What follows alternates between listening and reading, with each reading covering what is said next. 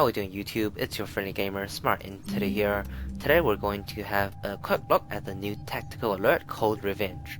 So the way that this particular alert works is you get a node on Europa, you do that node 3 times to get 6 points and 30,000 credits. That'll unlock another node which you need to do twice to get 10 points and 5 Organ cells. And that'll unlock another node which you need to do 5 times.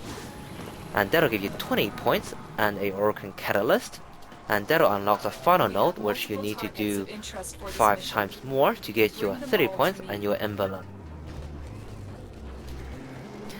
The concrete restriction for the first 3 nodes are 800, for the last one it's 700.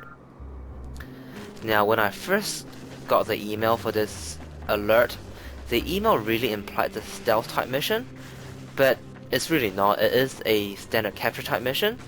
The only thing unique about this mission is, as you can see, the capture target is accompanied by 3 ospreys. What the, developers intended for you to do was to kill the ospreys first and then capture the target, because if the ospreys are linked to the target, you actually do no damage to the target.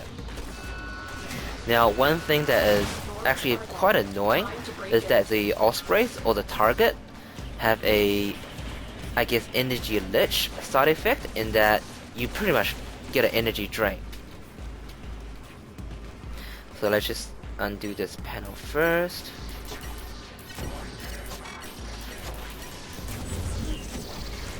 Override successful. Let's get going. So you can see these guys are hitting pretty hard. They are pretty much level 38 to 40-ish, and the capture target is level 70 in this final, stage.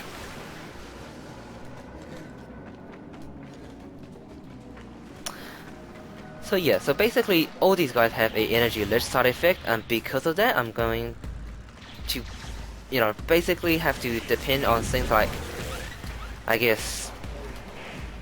rage and quick thinking to keep the energy going. I'll show you guys the build at the end of this. Right now I'll just try to get through this.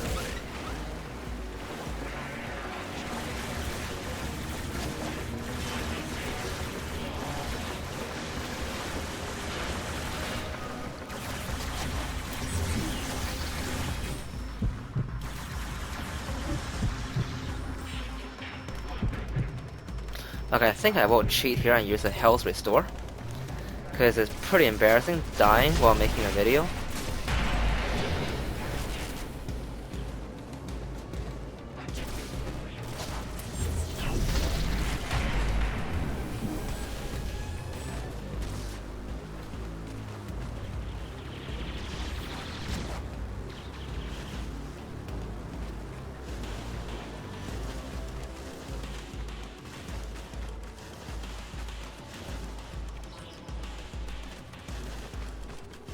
Now I've actually done these missions quite a few times, so like I was saying, because the email give you sort of a stealthy type impression, I was actually running with low-key prime initially. The trick obviously is invisibility. What I've found is, because of the energy drain, what happens is you go there, you cast the invisibility, and by the time you reach the first target, the invisibility actually runs out. And because of the energy lich properties, you can't cast invisibility again. And that's okay for the lower level missions, but for higher level missions, you pretty much just die, because you got no buff, you got no defense against these high damage guys, so you pretty much literally just die. And then I was running with Rhino Prime thinking Iron Skin can counter this, but more or less I ran into the same problem, and that is, you use your Iron Skin, the Iron Skin expires, and by the time it expires, you pretty much have no more energy to cast the Iron Skin again, and what you end up finding is you just die.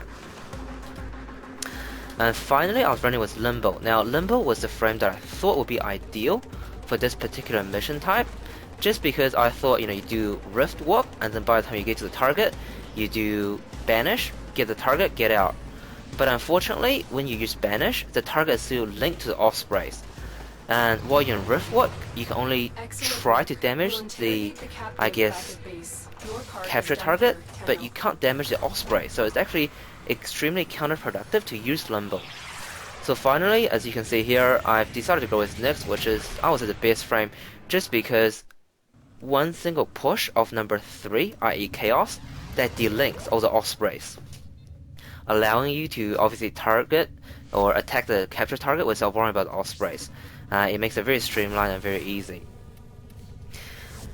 Now I am going to jump into the build here, so it's pretty simple. It's my specialized build, Nyx Prime minus Flow. I've taken out Flow there, just for the, I guess, concrete restrictions. So you got Energy Siphon here, which does pretty much nothing, other than giving me my mod capacity. Vitality Redirection for that survivability, Fleeting Expertise for that, I guess, energy efficiency, which is actually quite essential just because of the energy drain. Overextended and Stretch to increase the range of that Chaos so you can get the capture target far away. And the real hero of this build is Rage and Quick Thinking. Rage is what's going to give you that energy when you get drained from those energy lich, and Quick Thinking is just that buffer to keep you alive that much longer. As always, in these unique type missions, I like to use my trusted Murloc. To be fair, I do have Blast and Corrosive configuration here. It's a configuration I use for Tower.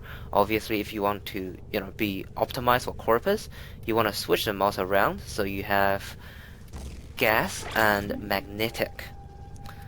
But as you can see, it didn't actually matter that much, just because the Murloc is a very top tier weapon to begin with. Now I've put Carrier and the Death Machine Rifle here. Death Machine Rifle is not going to fire, it's just a placeholder. I don't even have Strike on my Carrier. The reason I have Carrier there is just for Guardian, which obviously does a Warframe shield recharge to keep you alive.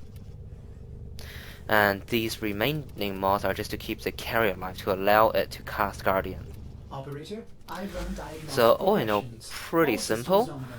You don't need to thank me. Obviously, I got one more run before I get the Stratus Emblem, and that's pretty much that. Alright guys, I hope this video helps you guys out. Please like, comment, and subscribe, and I'll see you guys in the next video. Cheers.